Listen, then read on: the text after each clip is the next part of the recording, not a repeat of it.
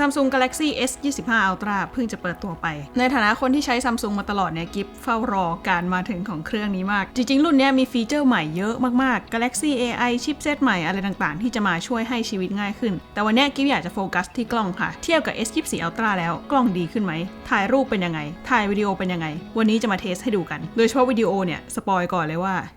ดีมาก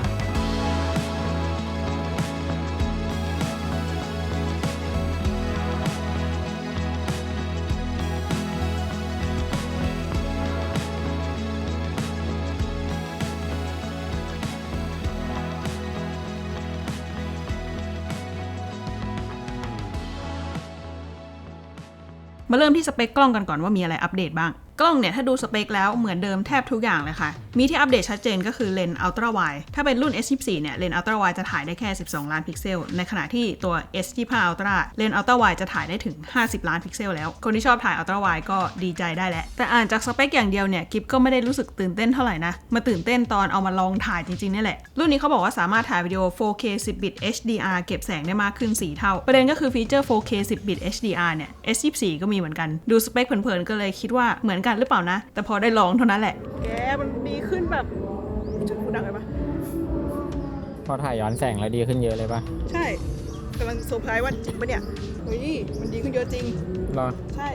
อยากให้ดูผลลัพธ์ค่ะเราจะเข้าใจว่าทำไมถึงตื่นเต้นขนาดนี้อันนี้คือ 4K 10 bit HDR ของ S24 Ultra ส่วนอันนี้ของ S25 Ultra ค่ะเวอร์ไปปะคือเวอร์มากสวยขึ้นจนตกใจว่ามันข้ามมารุ่นเดียวมันกระโดดได้ขนาดนี้เชียวเหรอเดี๋ยวเทียบให้ดูข้างๆค่ะคิดว่าคงไม่ต้องอธิบายอะไรแล้วสายถ่ายคอนเทนต์ด้วยมือถือคือสบายใจได้ละค่ะมันสวยมากเดี๋ยวยังไงเราต้องไปขึ้นไฟล์ให้ดูอยู่แล้วไม่แต่ดูแบบความเป็นจริงอะสวยมันดูแพงมากเลยเนี่ยตกใจอยู่นะเนี่ยเพราะว่าไม่ใช่โหมดโปรด้วยอันนี้คือโหมดออโต้เครื่องเก่าจะดูแบบไอ้นี่หน่อยปลอมใช่แต่เรื่องตื่นเต้นยังไม่หมดค่ะฟีเจอร์ใหม่ที่กิฟรอคอยมานานมากรุ่นนี้สามารถถ่ายหลอกได้แล้วนะอธิบายสั้นๆเวลาพูดถ่ายหลอกหรือว่าหลอกไฟล์เนี่ยก็คือการตั้งค่าวิดีโอให้สีออกมาจืดกว่าปกติทำให้สามารถเก็บข้อมูลแสงสีรายละเอียดต่างๆในภาพได้มากกว่าการถ่ายออโต้หรือว่าสแตนดาร์ดทั่วไปพอเราเอาไปปรับแต่งย้อมสีในขั้นตอนการตัดต่อเนี่ยมันก็จะสะดวกและยืดหยุ่นขึ้นอันนี้กิฟลองถ่ายไวๆแล้วก็เทสย้อมสีไวๆคือสวยอ่ะสวยมากเกินความคาดหวังไปเยอะเลย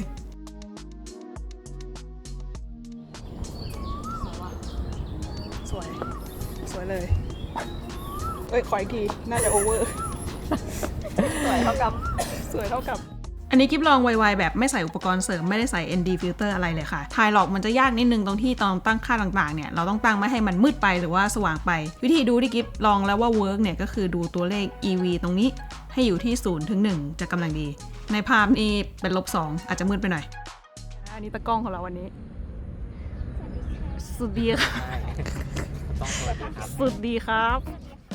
ปกติกิฟถ่ายคอนเทนต์กิฟก็ใช้กล้องใหญ่เป็นหลักเนาะแต่พอมารุ่นนี้กิฟว่ากิฟสามารถเอาคลิปจาก S25 Ultra ไปใช้ร่วมกับคลิปกล้องใหญ่ได้แบบไม่เขินเลยอีกอย่างที่เขาปรับปรุงให้ดีขึ้นก็คือเรื่องซูมค่ะเมื่อก่อนเวลาเราซูมถ่ายวิดีโอรุ่นเก่าเนี่ยมันจะมีจังหวะเปลี่ยนเลนที่ยังแบบว่ายึกยักอยู่นิดนึงรุ่นใหม่มันจะสมูทขึ้นเพราะว่าเขาเอา AI มาช่วยเติมเฟรมที่หายไปให้มันยังไม่ได้แบบสมูทเพอร์เฟกต์นะแต่กิฟว่ามันก็ดีขึ้นเยอะยังค่ะยังไม่หมดอีกฟีเจอร์วิดีโอที่ว้าวมากก็คือ Audio Eraser เราสามารถลบเสียงออกจากวิดีโอได้โดยสามารถเลือกเสียงได้เช่นเสียงพูดเสียงลมเสียงธรรมชาติหรือกระทั่งเสียงรบกวนเช่นเราอยากจะเก็บเสียงพูดไว้แล้วเอาเสียงลมออกอะไรอย่างเงี้ย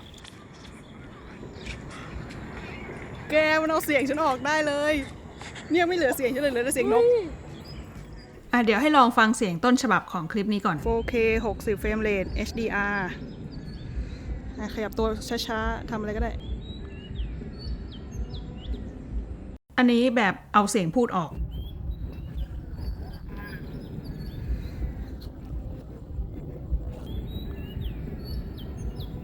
ส่วนอันนี้ลองเอาเสียงนกออกบ้าง 4K 60 เฟรมเรท HDR ขยับตัวช้าๆทำอะไรก็ได้ว้าวไหมว้าวอยู่นะมันอาจจะยังไม่เพอร์เฟกต์มากแต่กิ๊บว่าทำได้ขนาดนี้ก็คือสุดยอดแล้วไปคอนเสิร์ตน่าจะดีอยู่นะใช่ป่ะอารมณ์แบบไม่อยากได้เสียงกรี๊ดคนกรี๊ดไม่ต้องการเสียงคนกรี๊ดต้องการเสียงนักร้องมันเลิศมาดูวิดีโอตอนกลางคืนกันบ้างค่ะ อันนี้คือ 4K HDR ของ S24 Ultra ส่วนอันนี้ภาพจาก S25 Ultra จะเห็นว่า noise ลดลงเยอะมากๆเห็นว่าเป็นเทคโนโลยีใหม่ที่เขาใส่เข้ามาในกล้องนะเพราะงั้นก็มั่นใจได้ว่าวิดีโอกลางคืนรุ่นนี้เก่งขึ้นเยอะเหมือนกันเดี๋ยวเรามาลองเทสภาพนิ่งกันบ้างว่าถ่ายรูปออกมาแล้ว S25 Ultra เทียบกับ S24 Ultra มันดีขึ้นแค่ไหนดูจากสเปคเนี่ยตัวแรกที่เห็นชัดที่สุดคือเลนส์ Ultra Wide ค่ะตัวเดิมจะถ่ายได้แค่12ล้านพิกเซลแต่ตัวใหม่จะอัปเดตขึ้นเป็น50ล้านถ้าซูม 100% ทั้ง2ฝั่งเนี่ยจะเห็นว่าขนาดภาพและความละเอียดมันต่างกัน12ล้านกับ50ล้านอะเนาะแต่นอกจากจำนวนพิกเซลแล้วโทนสีก็ดูจะเปลี่ยนไปเหมือนกันค่ะเรื่องโทนสีนี่แล้วแต่คนชอบนะแต่กิ๊บรู้สึกว่าตัว S25 Ultra จัดการสีผิวแล้วก็สภาพผิวได้สวยสมจริงขึ้นเยอะเลยคือสีผิวสวยมากแล้วก็เหมือนมีไฟส่องหน้าตลอดเวลาอันนี้ตัวอย่างหนึ่งตอนแสงเย็นกิ๊บพบว่า S24 เนี่ยเวลาเจอแสงส้มๆจบหลังกล้องจะไม่ค่อยรอดอาจจะต้องเอาไปแต่งเพิ่มนิดหน่อยเพราะว่าผิวมันจะส้มมากแต่ตัว S25 เนี่ยถ่ายออกมาแล้วสวยเลยจบหลังกล้องคอนทราสต์กำลังดีต่อไปเดี๋ยวเรามาลองเลนส์วายกันว่าเป็นยังไงในแง่ความคมชัดเนี่ยกิ๊บว่าสูสีนะแยกแทบไม่ออกเลยแต่ที่ต่างชัดๆก็น่าจะเป็นโทนสีนี่แหละค่ะรุ่นเก่าจะสีสดกว่าดูจากสีเขียวด้านหลังแล้วก็สีผิวจะติดเหลืองกว่าหน่อยนึงพอเป็นเรื่องโทนสีเนี่ยกิ๊บคิดว่าแล้วแต่คนชอบจริงๆแต่ว่าส่วนตัวกิ๊บชอบสีรุ่นใหม่มากกว่านะมันดูซอฟต์กว่าแต่อยากเน้นให้ดูงานผิวค่ะงานผิว S25 คือสวยมากคือน้องหยกเขาก็ผิวดีอยู่แล้วแหละแต่ว่าเหมือนตัว S25 ช่วยทำให้แบบผิวมันดูดีอ่ะแบบดูไม่ปลอมด้วยกิบลีสไตล์ลิส เริ่มแล้วเนี่ยติดแล้วเธอทำเองดีกว่า เริ่มติด เดี๋ยวเรามาลองโหมด Portrait Lens Wide กันบ้างมองเว็บแรกคือสูสีมากค่ะแยกเกือบไม่ออกเลยกิ๊บเลยลองซูมดูตรงขอบเส้นผมตัวเดิมกิ๊บว่ามันก็ดีมากแล้วนะแต่ตัวใหม่คือเก็บยันแบบเส้นผมเล็กๆที่ฟูออกมาเลยคือเดิมที่คิดว่าก็ดีมากๆแล้วมันยังดีได้อีกต่อไปเดี๋ยวลองเลนส์เทเลคูณ3กันกิ๊บรู้ตัวกิ๊บถ่ายระยะนี้มาไม่ค่อยเยอะเท่าไหร่ตัวอย่างเลยอาจจะไม่ค่อยเยอะนะคะอันนี้กิ๊บลองถ่ายแบบย้อนแสงเลยถ้าดูภาพนี้จะเห็นว่า S24 ส่วนสีเข้มมันจะดูเฟดฟุ้งๆหน่อยตัวใหม่จะคอนทราสต์ดีกว่าเรื่องความคมชัดคิดว่าไม่ได้ต่างกันขนาดนั้นแต่ว่าพอสีเข้มมันเฟดเนี่ยรายละเอียดส่วนสีเข้มของฝั่ง S24 ก็เลยจะดูจางๆไปเมื่อเทียบกับ S25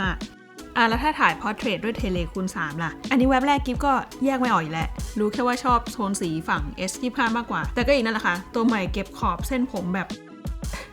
สุดมากเก็บยันไรผมตัวที่กิ๊บรู้สึกว่าต่างมากๆคือเลนส์เทเลคูณ5ค่ะสเปคไม่ได้มีอะไรใหม่เลยนะแต่ว่าภาพแบบเปลี่ยนไปเยอะดูแค่ภาพก็น่าจะเข้าใจแล้วกิ๊บรู้สึกว่าเทเลคูณ5ของตัวเก่าเนี่ยสีบางทีมันจะแปลกๆแล้วก็เปลี่ยนไปเปลี่ยนมาตัวใหม่เนี่ยจะไม่มีปัญหานี้แล้วสีสวยเนียนตาดูเป็นธรรมชาติขึ้นเยอะอันนี้อีกภาพนึงค่ะลองดูเทียบกันแล้วตัดสินกันเองได้เลย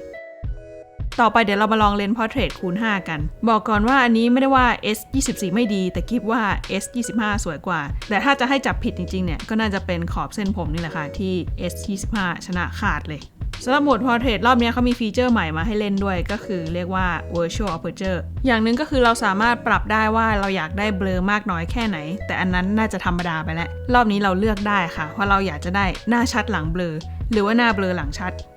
ง่ายๆแค่จิ้มเลือกเท่านั้นอันนี้แบบหน้าชัดหลังเบลอส่วนอันนี้หน้าเบลอหลังชัดต่อไปเดี๋ยวมาทดลองถ่ายภาพตอนกลางคืนหรือว่าในที่แสงน้อยกันดูบ้างเริ่มที่ Ultra Wide กันก่อนตัวใหม่เนี่ยถ่ายได้ถึง50ล้านพิกเซลเนาะตัวเก่าก็จะได้แค่12ล้านเหมือนเดิมสีผิวคอนทราสต์กิ๊บว่าโทนสีรุ่นใหม่สวยขึ้นเยอะแล้วก็คมขึ้นด้วยส่วนอันนี้ภาพจากเลนส์วายค่ะเรื่องความคมกิ๊บว่าไม่ต่างกันมากที่จะต่างก็เหมือนเดิมเลยคือโทนสีนี่แหละสีรุ่นใหม่จะออกไปทางโทนชมพูกว่าโทนเย็นกว่าอีกอย่างนึงที่กิ๊บสังเกตตอนลองถ่ายกลางคืนเนี่ยก็คือแสงแฟลร์ค่ะตัว S24 จะมีเส้นแฟลร์แสงชัดมากอันนี้กิ๊บเช็ดกล้องสะอาดแล้วนะตัว S25 ดูจะจัดการเรื่องนี้ได้ดีกว่า